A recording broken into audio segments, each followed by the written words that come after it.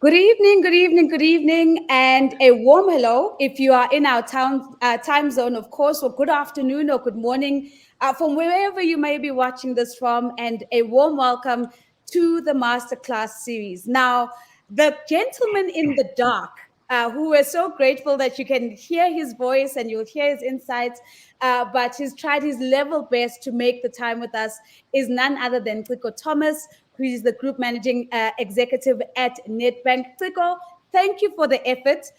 Thank you for moving in between meetings, finding a spot where you can connect with us and making time for us this evening.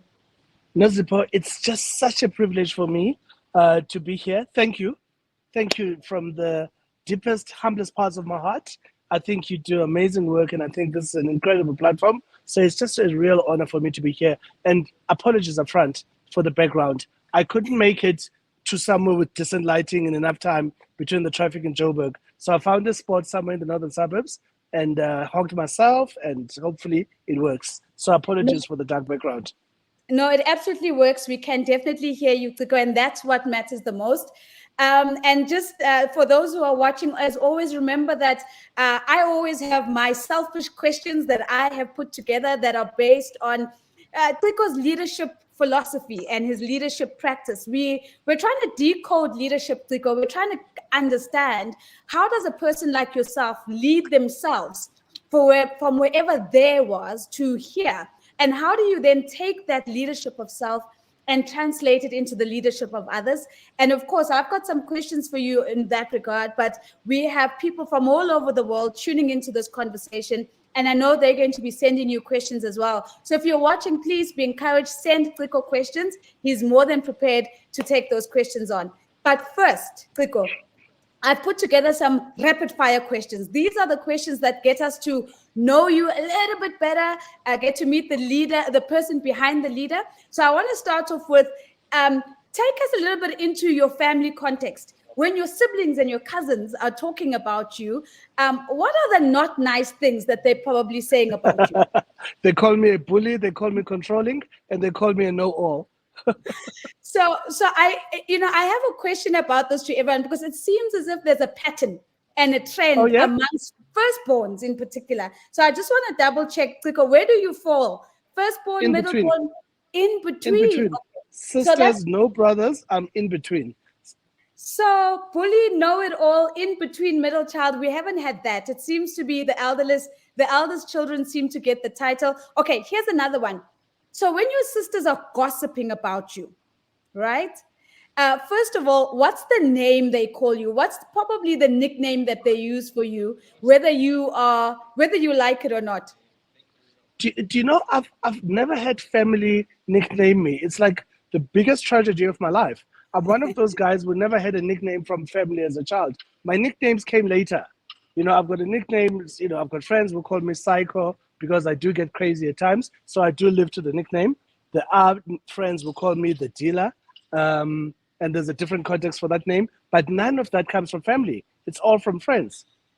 So that's interesting. We'll talk a little bit about your name, because I could imagine you've been called Psycho and other things as people try to pronounce your name I've behaved as one sometimes too. around the world. But of course, we know that your social media handles are Ciko the dealer. So we know that there's a story behind there. But quickly take us to your playlist. When Ciko's driving to work or being driven to work, whatever the context is, what music is on, if any? Sure. It's always music. I hardly ever listen to radio. I Uh-huh. like to switch off, and I listen to music, but I listen to everything. I literally, I don't have a genre of choice when I'm listening in the car. I'll feel like listening to Van Halen. I'll feel like listening to Miles Davis. I'll feel like listening Oh, to a great piece of R&B or Mamuleta Mbulu, whatever it is, whatever my mood is in, I will switch on and listen, or the Beatles, whatever it is. So I don't have a specific genre that I listen to in the car, yeah. That's but I'm always interesting. listening to music in the car. In fact, I, my friends always tease me that when I yeah. buy cars, the first thing I look for is what is the fitting of the audio system in the car, because I'm audiophile and an audio nut. So I thought that was only specific to some of us from KZN, but clearly it might be a national-wide phenomena that we look for the sound capability before we purchase cars. Because coming from Pietermaritzburg, which is of course very close to Durban, that is the number one spec before But you anything guys, else. but you guys look for loud music. I look for clear music. That's the Oh, only difference. oh, there we You guys go. want doof doof. So Ciko, one more. Wine or whiskey? Wine, without a doubt. I'm an absolute enophile. I love my wine. Although I do indulge in whiskey from time to time. But my vice is wine. A good glass of red wine always gets me in an amazing mood, especially That's when I've got great company and great conversations. Oh, that's fantastic. So I wanted to squeeze one last one. When you're with your friends, are you the singer, the dancer, or the DJ? None of the above. I'm probably more the DJ, actually. I've got great playlists. I've got friends who are known to want to creep and steal my playlists, cut and copy. Back in the days when we had iPods, I've got Yep. friends who are known to have stolen my iPods, sucked, downloaded, and returned them back. So I'm definitely the DJ. Can't sing to save my life. Certainly can't dance to save my life either. So I know there's a couple of net bankers that are watching, and if you're at Nedbank right now and you found these interesting tidbits about Ciko fascinating, please do let us know in the comments, because from what I've read about Ciko and what I've seen online, the car part I understand, the wine part I understand, the DJ I never saw it coming, the know-it-all bully I never saw that coming either. But here we are.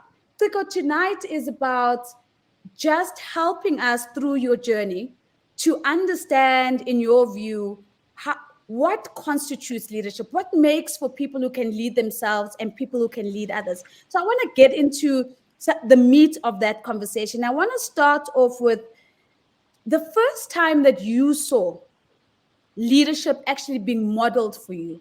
What was that moment? When did you go, oh, that's leadership? What was happening? Yeah, it was probably my kind of close set of parents, grandparents. I've got two amazing parents. My father passed away a few years ago, but I mean, I've got quite a strong mother.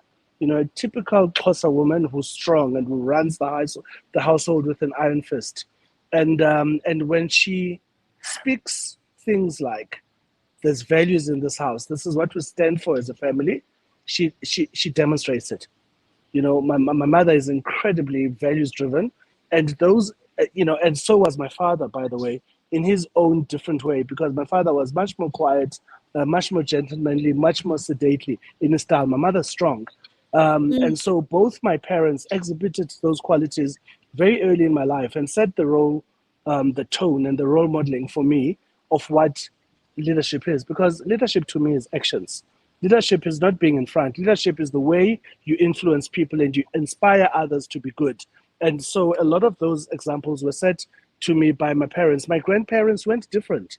Both sides of both my maternal and my paternal grandparents were always the same. The very consistent preaching of the values that define a family: hard work, honesty, values, all of those good things were modeled to me by my parents.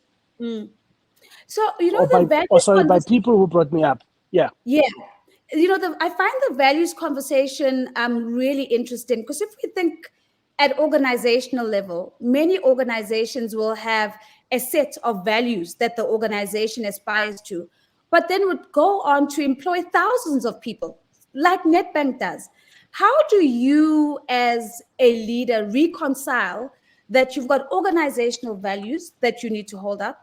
You have your own value system that shapes how you behave, but you're also likely hiring teams of people who are stepping in through the door with their own value system. How do you calibrate that, and how do you reconcile it?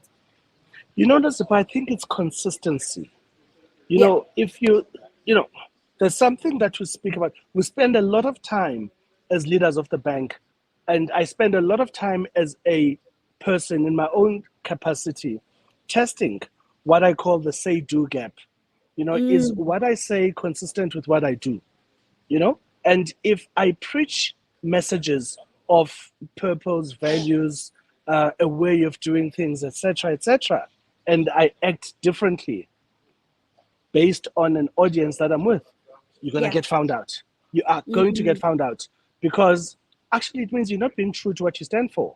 You're a crowd pleaser, you're an audience pleaser, you play to the gallery. So I've always found that if you try to minimize the say-do gap, this is what I say I believe in, and my actions as close to them as possible. And we're all human, right? So we're always going to veer from time to time.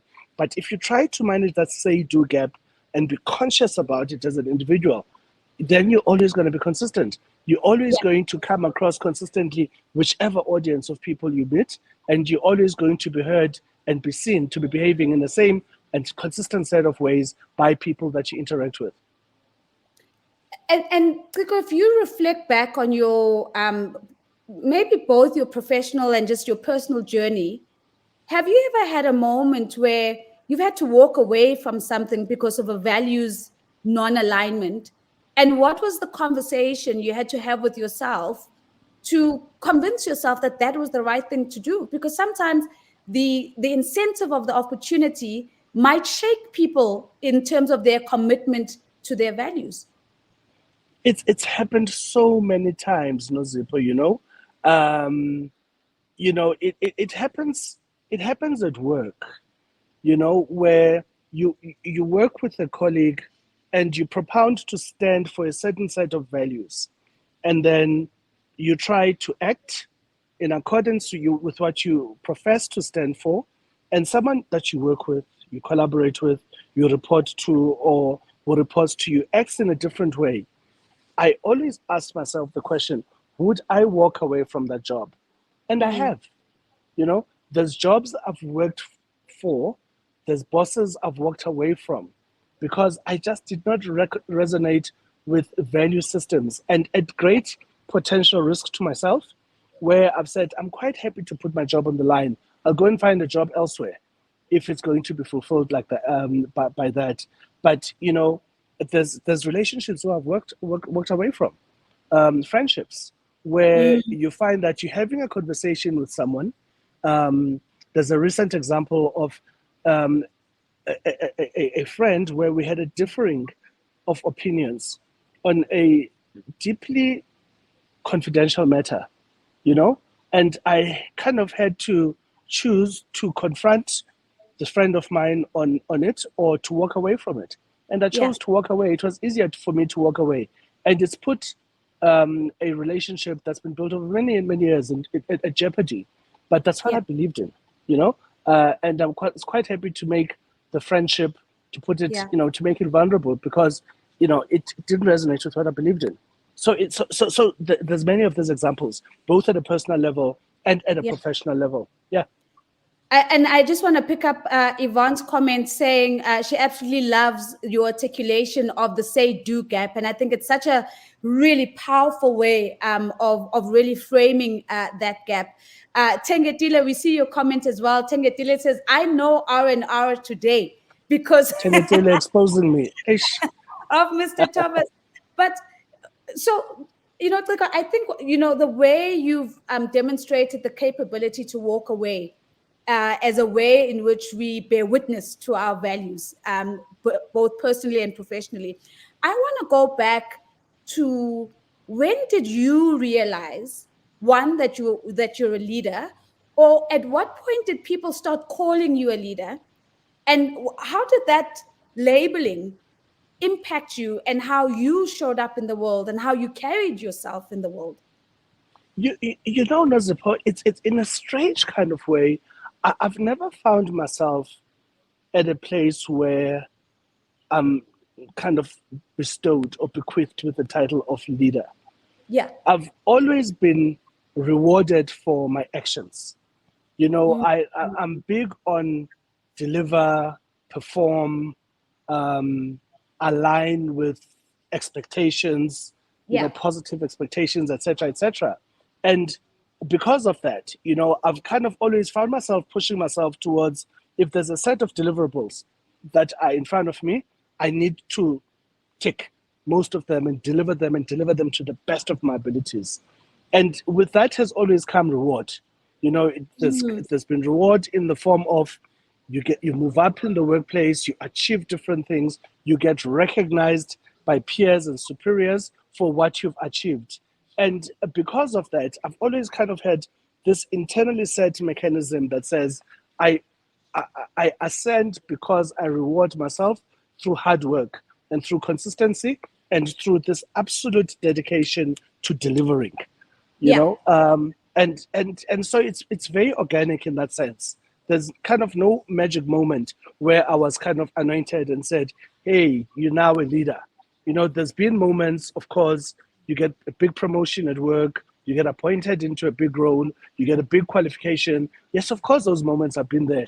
But to my mind, those were never moments that I've recognized as this now entitles me to calling myself a leader. No, Yeah. I've kind of always had to be very mindful of the fact that I've had to earn my title or positions that I ascend to because of what I put in. Because it's a very refreshing perspective, because we know that that's not the common perspective in the corporate world, where the likelihood of where people would chase title or position, especially one that positions them as a leader relative to others, oftentimes is a big driver behind why people do certain things. And then when there's a performance gap, that also becomes problematic. I'm keen to understand, as you lead teams, how do you ensure that the focus and the main thing stays on delivering results, stays on performance, stays on impact, and that whatever title or role that you have associated to your name is actually a secondary consideration? Because that's what it sounds like you approach your world. But does your team, is it easy to lead a team to almost adopt a similar way of thinking and mindset? It's not, certainly, you know, especially with teams that are new. You know, you have to establish a certain rhythm in terms of, if you come in as a leader, how you kind of start striking the compact of deliverables, of what's expected of you as an individual, as a leader, and the team that you work with. What I've always found, however, is try and create a very clear set of expectations that are co-owned. So Right. if me and my team know what is expected of us, you need to grow market share by X%. You need to deliver economic value of Y. You need to grow sales from X to Y. You need to close the gap from a competitor by this much, or you need to launch a product of this quality, of this deliverable by this timeline. If you all own those KPIs first, and you're very clear and you can enumerate them, and sometimes be able to set timelines to them, it helps. The Yeah. second thing is communicate those very clearly.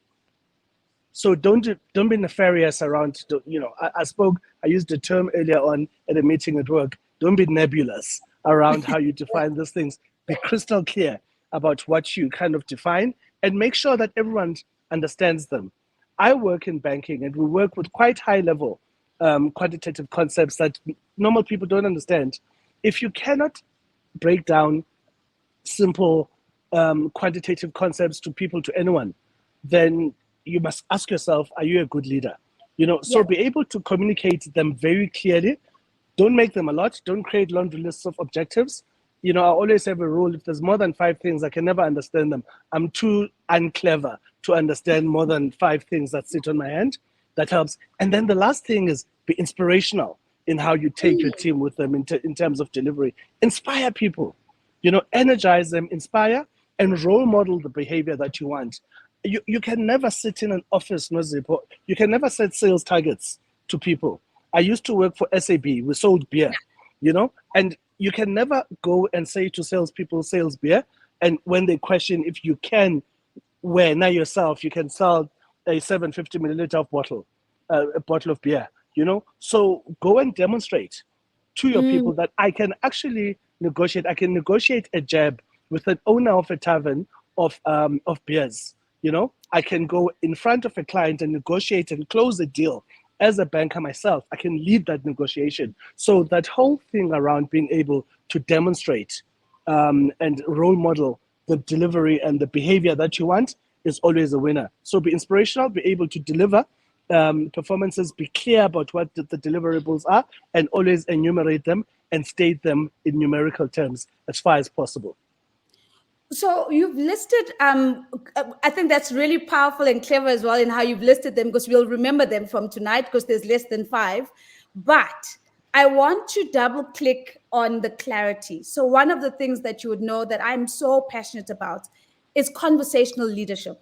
And Ciko, I think that conversational leadership, conversation as a tool, is probably one of the most underappreciated capabilities of leaders. The ability to start conversations, nurture conversations, and sustain conversations within your team. When you talk about being clear in your communication, how important is being able to have conversations in your job, do you think? It's probably the only thing, no zipper. You know what's frustrated me? What was a big frustration for me over the work from home COVID era was not being physically be next to people, right? Because I'm a conversationalist, I need to sit in front of you, look you in the eye, engage you, confront you if we need to have a difficult conversation, if we need to have a clarifying conversation, sit down with Yes. a piece of pen and a paper, shoulder to shoulder, and write it down. Or if we need to have an inspiring or lifting conversation, I need to be able to be looking at you in the line. I don't do online. It's a struggle for me, you know. So I find that that style of physical presence is a big deal. What Yeah. frustrates me in my life, you know, I've got a big title and a big job, and I've got all these people that work with me in the bank, and I'm a big executive in my role. And the first thing I wake up to a diary that's got meetings from 7 until 7 in the evening, physically. Yeah. So I'm tied up in physical meetings, so I can't go out and spend time with people. So one of the things I do is I will go and physically blank out meetings in my diary and go and be with people, be seen walking around, be seen at the canteen, sitting down, having a sami, talking to a colleague, engaging with a colleague in a queue, or set up formal time to go and spend time with teams physically, because that's the only way you impact people, to my mind. That's the only way I find impactful for me, is that physical engagement. It really is powerful. And you do that through conversations, through physical exchanges of conversations. And those conversations are not one directional. You know, a huge amount of them encompasses you sitting down and just listening. Just listen. Listen actively, listen intently, listen with empathy, and listen with sincerity. And when you're not listening to people, you're sitting next to a person and you're not listening to them, they find you out. Yes. They really find you out, you know? So just the art of being able to listen with intent is a fantastic tool. There's so much that you've said, and I just want to unpack some of the comments coming from everybody who's online with us, and thank you so much for being here.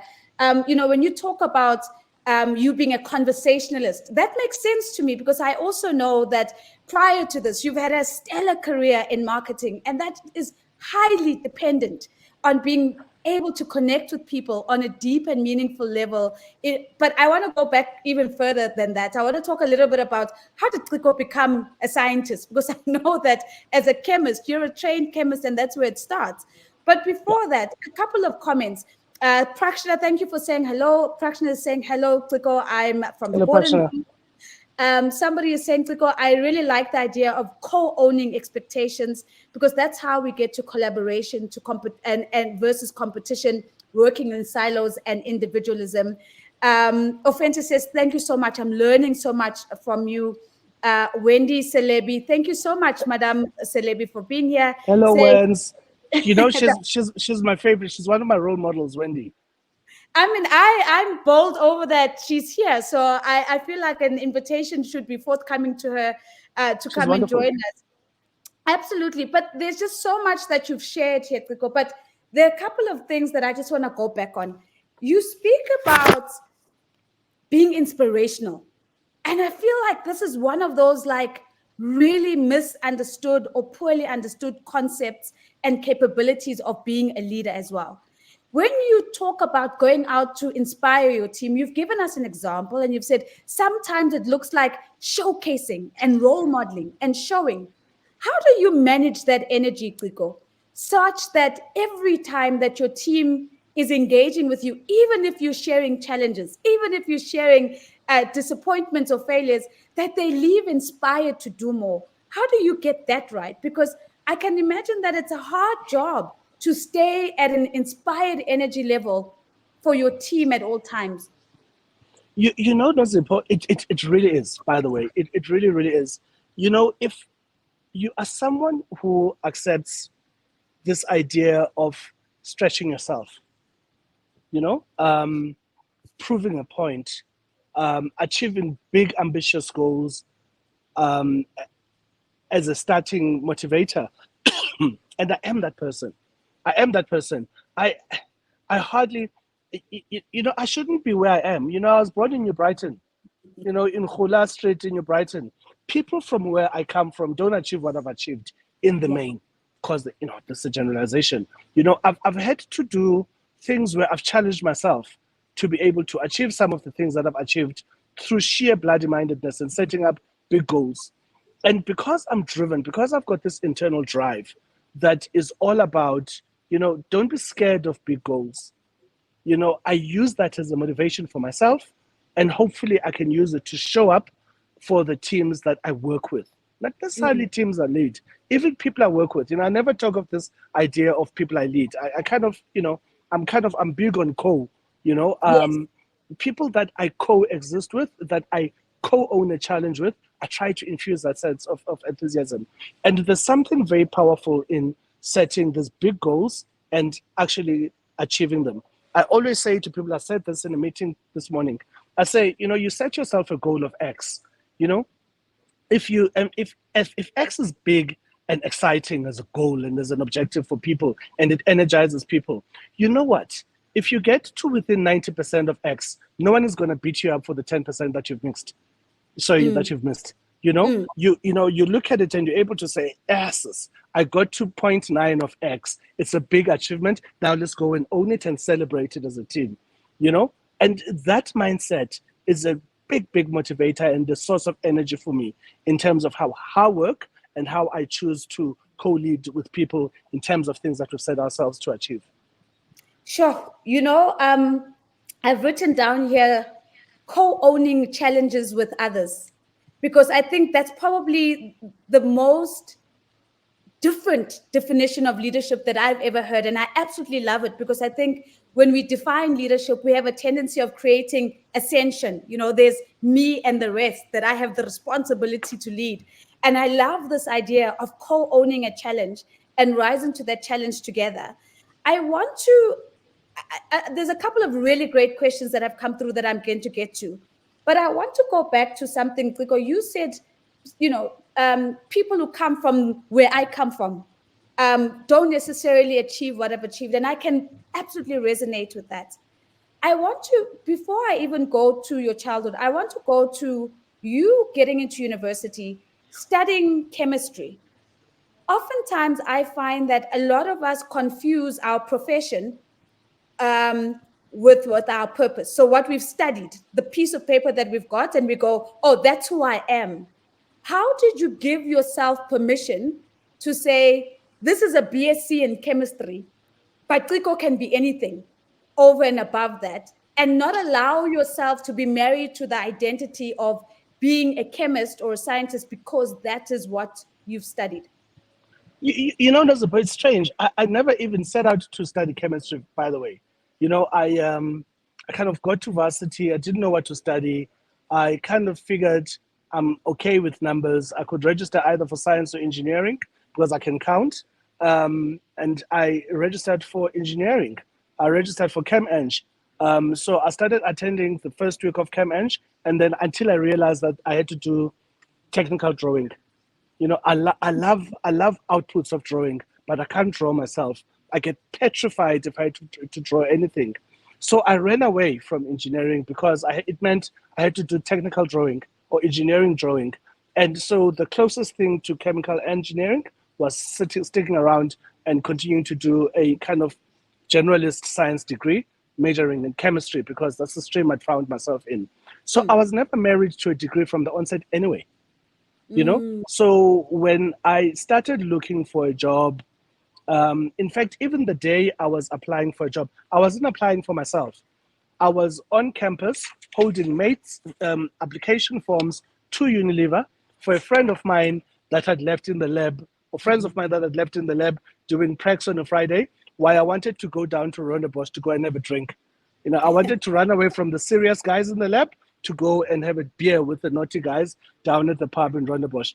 That's how, and then in between that, my mate said, please drop these forms off at the Unilever desk. And then I found myself in a transformational conversation at the Unilever desk on a Friday afternoon with a gentleman called Eric Glazer, who worked in HR at Unilever, who changed my career outlook and took me from being a chemistry student to exciting me about a career in brand marketing.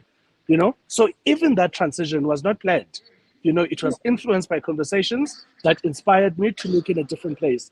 And so my career progression has always been a series of these steps where there's a bit of curiosity and there's someone or there's something that inspires me to look elsewhere. Sure. So I'm literally writing this all down because I think there's a beauty in those unexpected moments in the flow that just become destiny defining in so many ways. I want to bring this question to you because I find, Ciko, that this is not a question that men get asked often. And it comes from somebody who I actually recognize works for a different bank. So you're inspiring across the industry right now.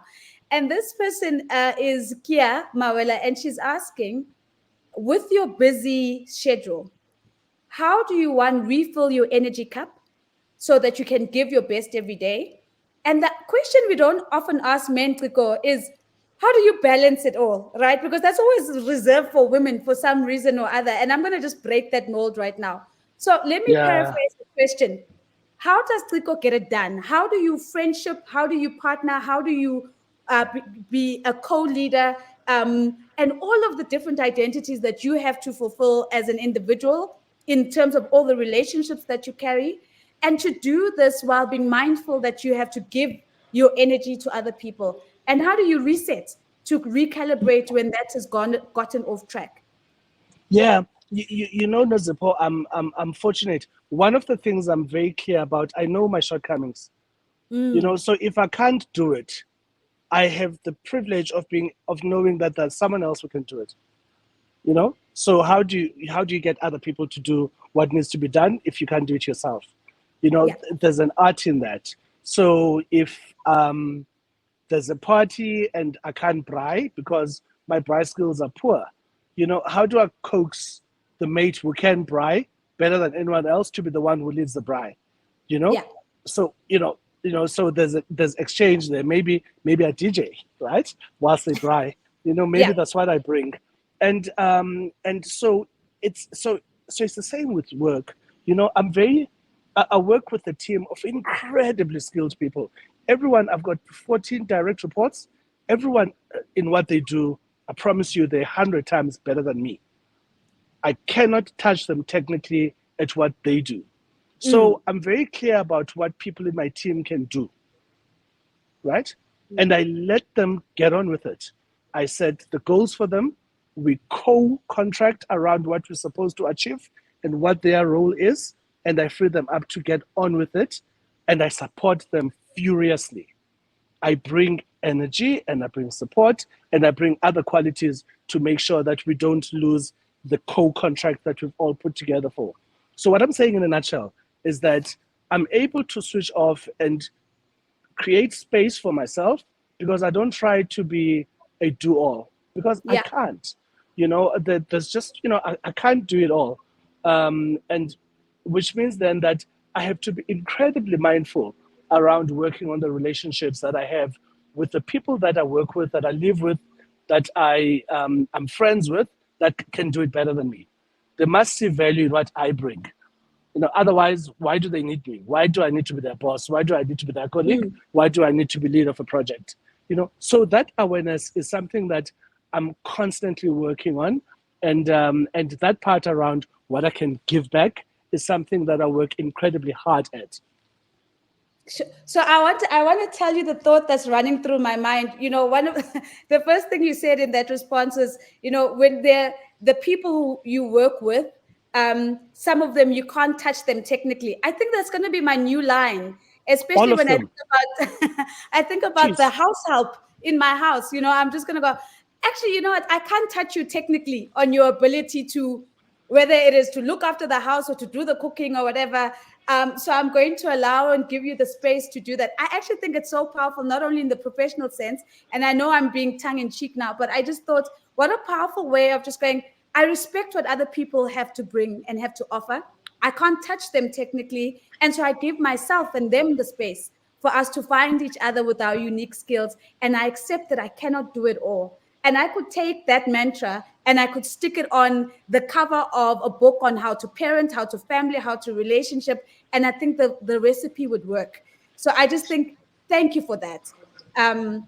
And Bonolo's picking up on it as well, because she's saying, I think women often feel guilty for not being able to do it all. Hence, the balancing question is often a tough one. I'm not sure if that comes from societal pressure, but I absolutely love the honesty and awareness. And I don't know whether you've seen the gift you've given us in that moment. It's a green light, Ciko. It's a permission to go, here's the language to be able to put things down, especially if you're walking around with that sense of responsibility that I've got to do it all, that many women actually walk around with. And so I think you see, I'm building a trail here towards the women question, because one of the things I wanted to talk about with you is I've watched and have been inspired by you from a distance for a while, but I want to know, what does Ciko do consciously for the women he leads in the organization? How are you making sure that you are counted amongst the men who are consciously advocating for women in their organizations? Nozipho, the first thing I will own is that I could do more. It's the first thing I own. As much as I'm always mindful of what I do, and I'm proud of where I've supported consciously female colleagues in my team, whether it's a colleague called me at 5 p.m. this afternoon, absolutely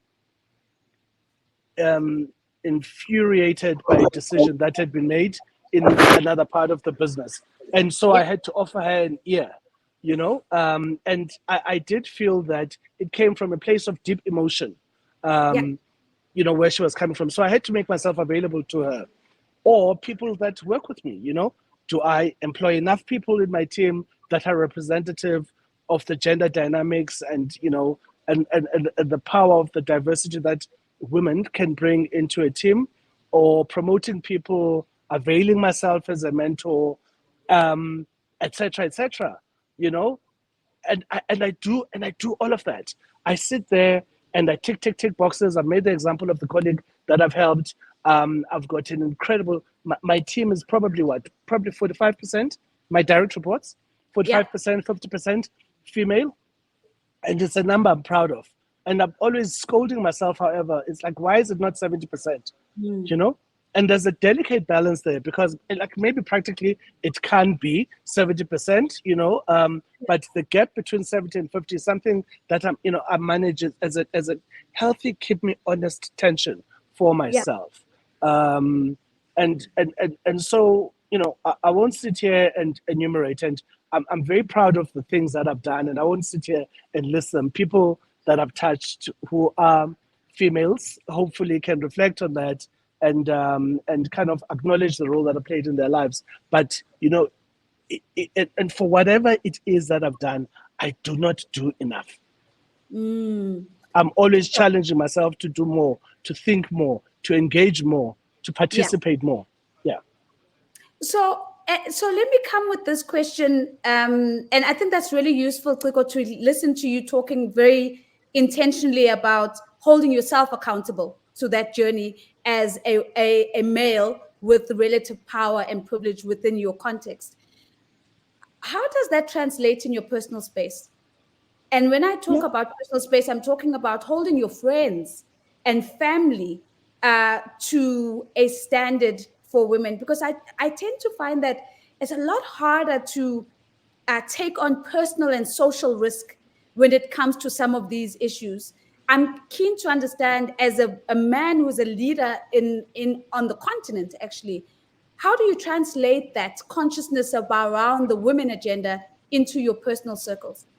It's exactly the same in my personal space, Nozipho. This kind of constant awareness of kind of scolding myself around doing enough, you know? My wife at home, we shared a conversation the other day.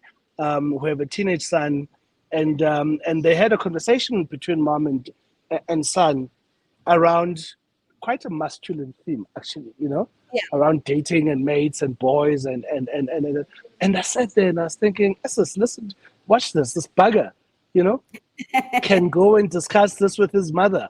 I think yeah, that this is us as oaks. We should be discussing this thing, This yeah, feels like a nice, meaty boys' conversation.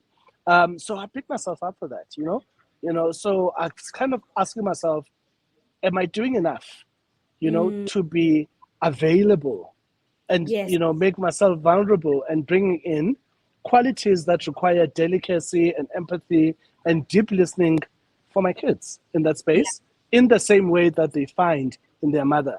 So what yeah, can I learn from their mother? What can I learn from my wife? So, it's part of this tension that I talk about yeah, that I'm always challenging myself on. I don't sit there and accept myself that they must go to their mother and discuss about that.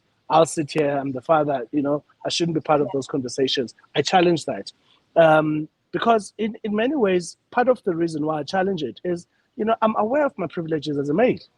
yeah, Society privileges us in very many ways, and because, these privileges often are default privileges that society bestows on us because we're males, we're not always mindful of them. And they yeah. set postures and ways of behavior that are not necessarily ideal in a world where we need to constantly be aware of balancing kind of male female dynamics. So yeah, it's something that I try. I mean, I'm a complete failure at it, but at least I still have a good go at trying to challenge myself. I love the term of a default privilege, Ciko, because I don't think that's something we think about often. Like, what is my default privilege? And I think, we all have some degree of default privilege. And it's such a great way of thinking about or inviting yourself to consider what are some of those things that are innate that express themselves as privileges in different contexts. And I just want to thank you for the gift of that language. You've brought your wife and your son into the conversation. So I want to maybe venture to ask you, what are your thoughts on partnership and the extent to which it is important in powering and fueling your ambitions as a leader in any space? Because this has been a reoccurring pattern or not pattern, rather a recurring theme in all the conversations that we've had. And we've had all women up until today. So you're the first man on the Masterclass series. How important is who you've married to who you are and who you're becoming at the same time? Yeah, it's a blessing in many ways. It really is a privilege, and to be with someone who can align with your rhythm.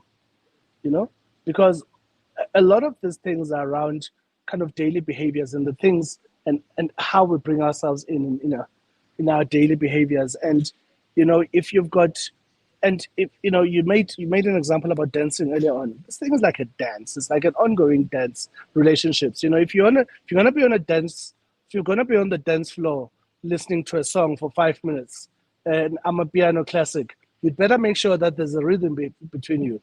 Because if there isn't, then it's going to be a mess on the dance floor, you know? And so we make up for each other, and I probably find that I'm made up for more than I make up, with my partner. And that's a blessing for me. It's a Yeah. real, real privilege because it kind of frees me up to be who I am, to know that I've got a shoulder to lean on and, a pillar that supports me. So it's not something I take for granted. And I think it's hugely important. I wouldn't be able to do half is huge. I wouldn't be able to do a fraction of the things that I'm able to do if I didn't have the support on the dance floor. Gosh, I absolutely love that, and I'm so glad that the way you've articulated and framed that um, speaks a lot to not only the significance and respect afforded and accorded to your wife, but also it's a gift for all of us to think about. How do you think about how much you're made up for in order to be able to do all the things that you do in the context of your partnership or your marriage, or anything else. I want to change track because I've got 10 minutes and I want to make use a little bit more of it. In addition to a very envious professional career, you've also gone into entrepreneurship. And I'm keen to I'm keen to take you back there. And firstly, maybe just talk to us a little bit about what have you carried from your entrepreneurial journey that you carry every day as you do your job today. Yeah, Nozipo, entrepreneurship is hard, eh? It's a damn hard thing. In my job today, I've got the privilege that where I can take leave, go on holiday. When you run and own your own business, you don't have those privileges. That stuff is 24/7. You live with every single part of your business 24/7 first. And I understand that because what it's taught me is that responsibility is 24/7. Professional responsibility is 24/7. If I drive home tonight and I come across a Nedbank ATM, that doesn't work. I can sit there and say, bloody ATM doesn't work. Or I can do something about it. I can call our Joint Operations Center and say, an ATM doesn't work. And that's something I've carried for. This sense of responsibility is something I've carried for. The second part is I've known for. When you're an entrepreneur, you don't have the privilege of roles. I'm the owner, I'm the boss, and you go and sweep. You have if I owned car dealerships. If a dealership is dirty, there's a smudge on the dance floor, I can't be calling out someone to come and clean it. If I can't find them, I have to take them up myself and clean it because it's my business, it's its appearance. So as a consequence of that, I've learned this idea that, this notion that there's a boss and someone else does designated specialist roles is actually rubbish. We all pull in and roll sleeves when we need to. And then the importance of selling. If you own a business and you do not sell, you're not going to survive. You're not going to bring in money into the business. So we've got, and it's not my term, it's a colleague's term, Werner de Blanche at work. But this whole kind of coding in our DNA in my team, and I've got a team of 15,000 people in retail and business bank and Nedbank that I work with. Everyone sells. Ultimately, you can be a clever actuary or a brilliant accountant. You have to sell, because if you don't sell, we don't have a business. So that's something I've carried on from my entrepreneurial days as well. This whole principle that everyone must sell. The Daniel Pink wrote a brilliant book called "To Sell Is Human." We must all read it. Because absolutely it's important if you're going to be in business. Yeah, Daniel Pink actually really well said. I think it talks about the ABCs of selling as well: attunement, buoyancy, and I can't remember the C, but absolutely. Can't remember the third one, yeah.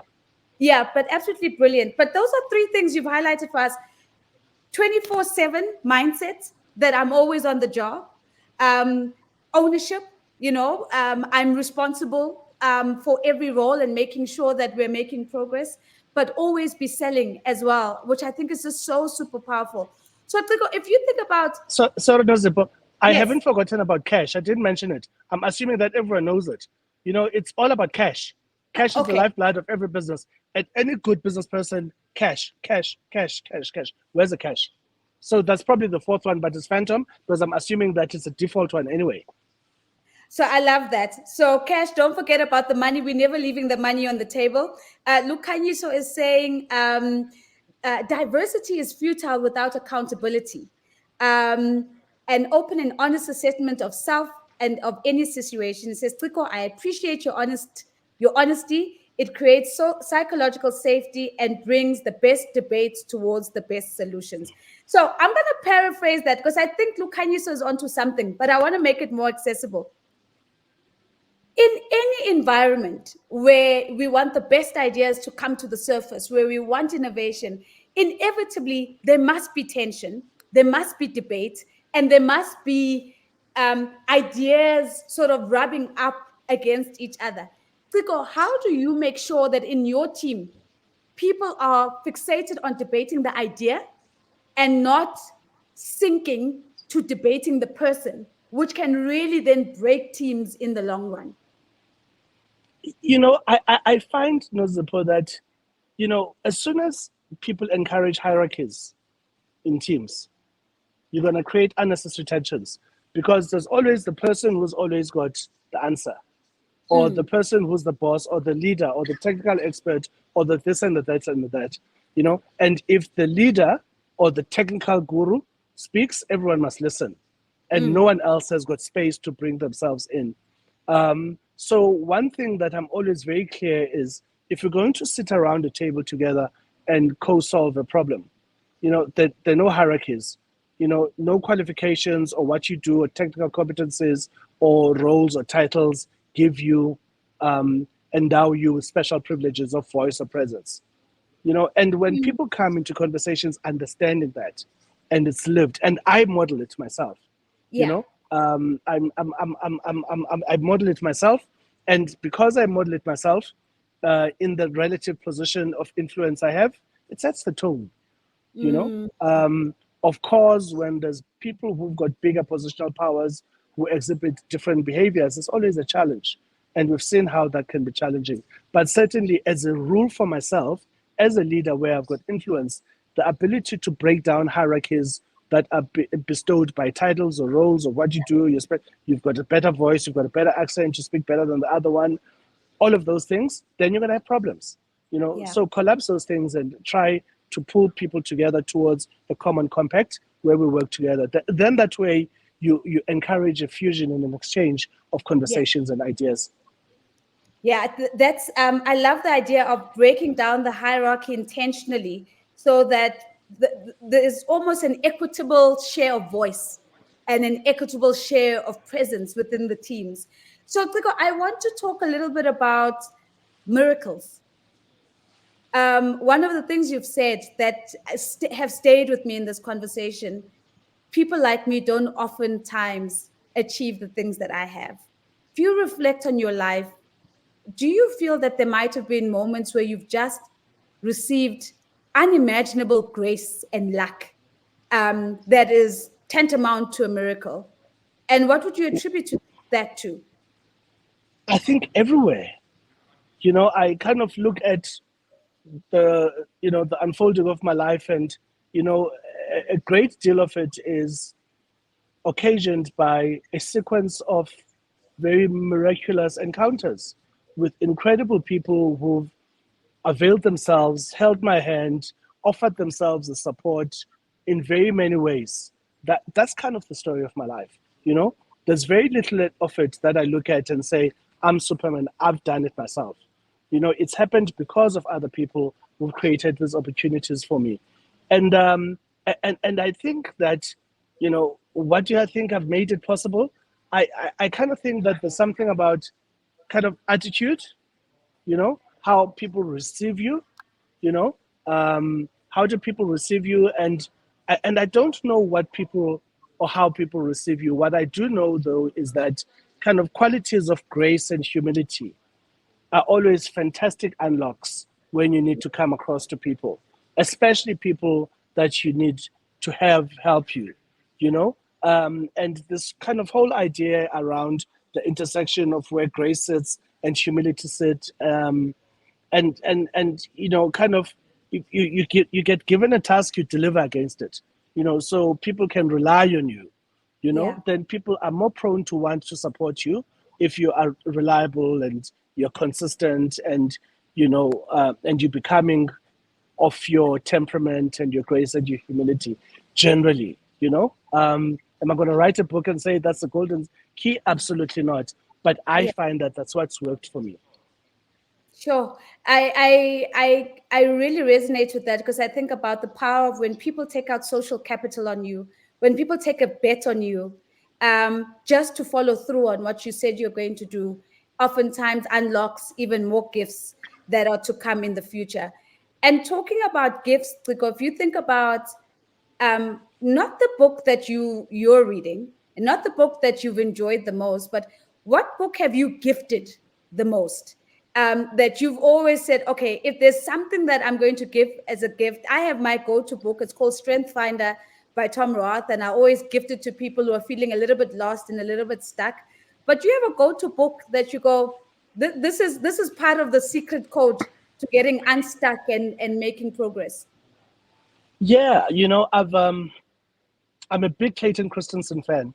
And Clayton Christensen wrote a book a few years ago called How Will You Measure Your Life? Yes. And that's kind of my go-to book. That's a book I need when I need to gift myself with nourishment and kind of reflect and what I'm about. But often that's probably the book that I gift the most if I have to kind of gift people. I've had the privilege of Professor Christensen having lectured in person to me. After I had read the book. Wow. So it just always resonated hugely with me. So yeah, that's probably, and it's a business title, I've got other books that are not business related, etc., etc. But probably in kind of a professional business setting, that's probably my go-to book. Clayton Christensen, How Will You Measure Your Life? And I think this is where it's in that book where he talks about the concept of significance over success. And I've absolutely loved the work of Clayton Christensen myself. And unfortunately, haven't had I know he's passed on now, but never had the privilege of having been lectured by him. But I think that is such a gift. So as I let you go, Ciko, there are many people who are joined online now, but there are many people who are going to be watching this conversation. And oftentimes I get messages from people saying, I watched it over and over and over again.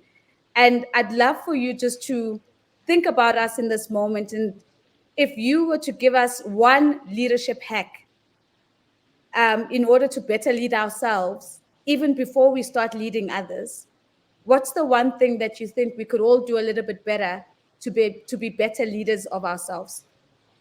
I'll speak to us as a collective of leaders, right?